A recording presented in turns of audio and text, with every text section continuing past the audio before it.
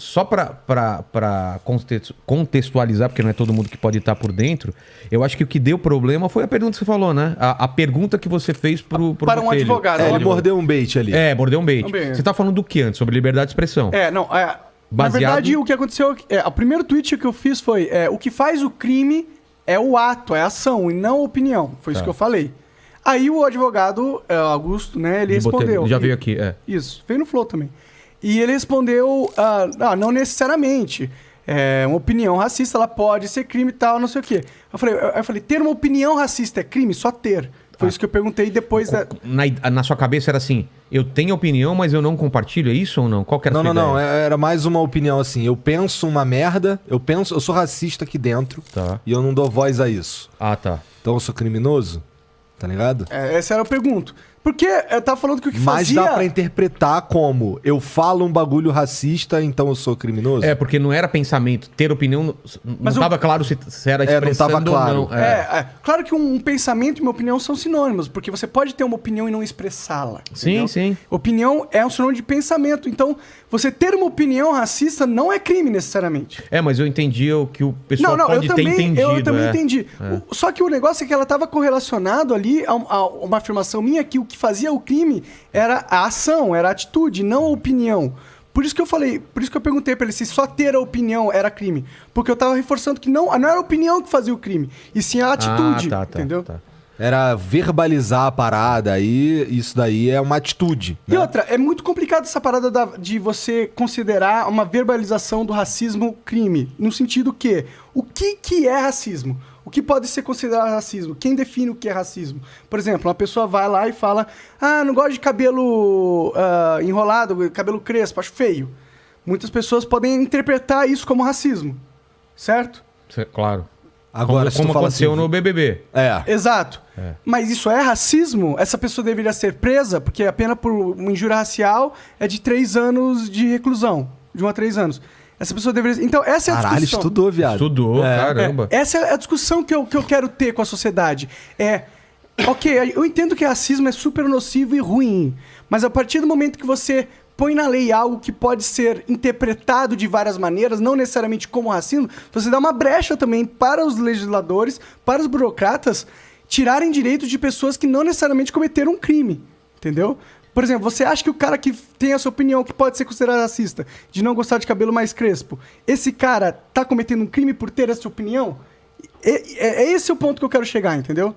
Mas eu acho que é mais um sentido de você diminuir uma pessoa, né? Por causa da raça ou por causa...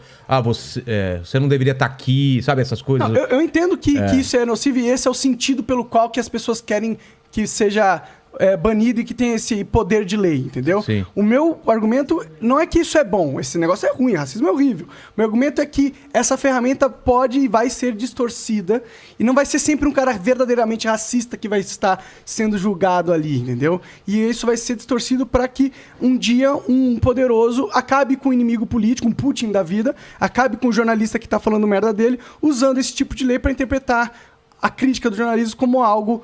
um crime-ideia, entendeu? O que aconteceu mais ou menos com o Cossielo, com o Banguela, que fizeram tweets, piadas, que o pessoal chamou eles de racista. Né? E aí tem que provar que não é e tal. Então, Ou o Maurício Souza lá...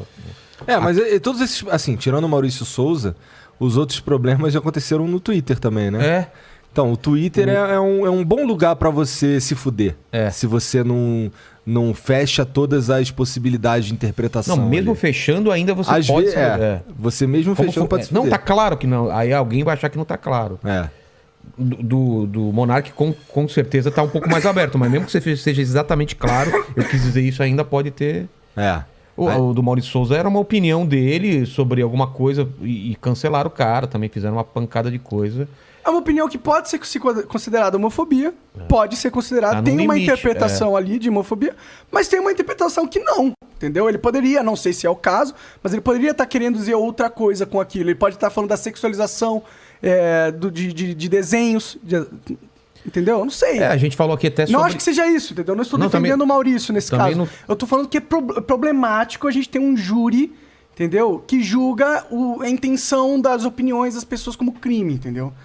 É problemático. A gente vai criar um mundo que vai dar ferramentas para um Putin da vida, um autoritário da vida, calar os seus inimigos políticos. É o que eu penso que vai acontecer. Mas o que tu acha de uma reação da própria sociedade a essas falas, cara? Eu acho que é totalmente Isso é natural. Isso é natural. Eu acho. É natural.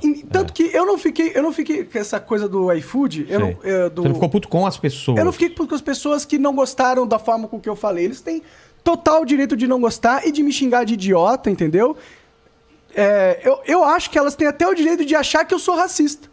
Entendeu? Falar, eu acho que o Monark é racista, porque ele falou. Eu acho que ela tem direito de achar isso, entendeu? Porque é liberdade de expressão da pessoa. Eu vou punir ela por interpretar algo errado. Eu acho que a gente não tem que fazer isso, entendeu? Agora, o problema foi o iFood, que é uma empresa e não uma pessoa, entendeu? Me acusar disso. Aí a gente já tem mais um problema, porque... aquela nota é bem problemática, né? Não sei se o Mandíbula deixou separado aí, até queria que mostrasse o vídeo aí. Que ele tá por aí ou não?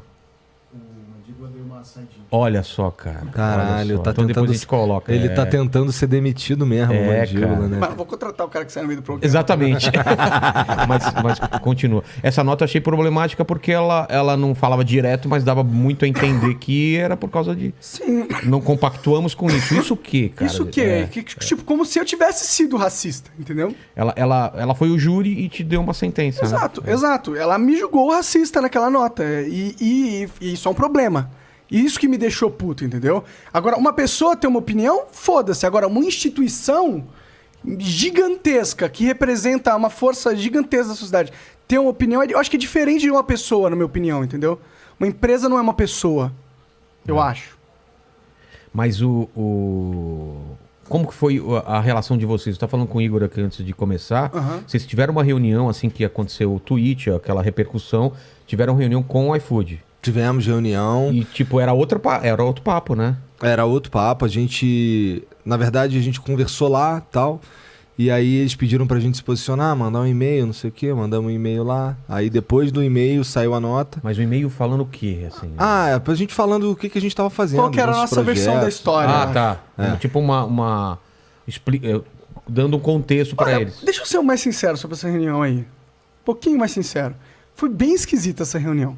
Eles chegaram nessa reunião já julgando a gente racista.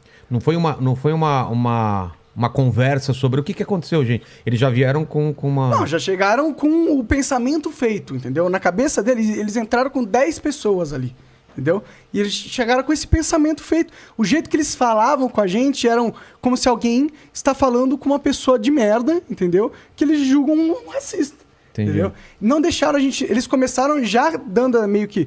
O iFood não tolera esse tipo de coisa. Agora a gente vai falar pra vocês quais são as nossas coisas que a gente faz pra combater esse tipo de coisa. Porque a gente acha que não tem nada. Isso sem a gente falar nada. Aí o nosso CEO, né, que é o Geiger, ele interrompeu. Falou, mano, peraí, vocês já estão julgando a gente, não deixaram a gente nem dar a nossa versão. Qual foi? O cara pegou, interrompeu, ele falou, agora a menina que tá falando, você espera aí.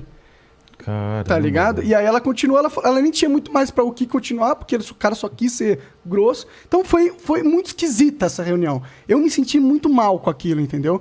Porque de uns aleatórios na internet, de uns cara radical, eu ok, mano. Agora, vim com 10 pessoas de uma empresa numa reunião pra meter essa peste pra cima de mim, eu que tenho um histórico ilibado na internet, eu já produzo vídeo há 10 anos, tenho mais de 10 anos de Twitter. Você acha que os caras não foram atrás pra ver se tinha racismo ali? Claro. Não acharam porra nenhuma, porque eu não sou um cara racista. Não é o que eu quero fazer lá. Eu tô falando sobre liberdade de expressão, é outra coisa. Isso que eu falo em relação a você é a mesma coisa que eu falei com o Banguela ou com o Cielo. Os caras que conhecem falam, ele é racista? Não, mas veja bem o Twitter. Eu falei, não, ele é racista ou não? Você conhece o cara? Não é. Então, porra, para com essa merda, entendeu? Uma coisa é, o que ele escreveu parece ser alguma coisa racista. Outra coisa é chamar o cara de racista, cara. Porque a gente tem um problema grave de comunicação, de interpretação de texto, de diálogo. E, cara, se a gente não conversar, a gente não vai chegar em lugar nenhum.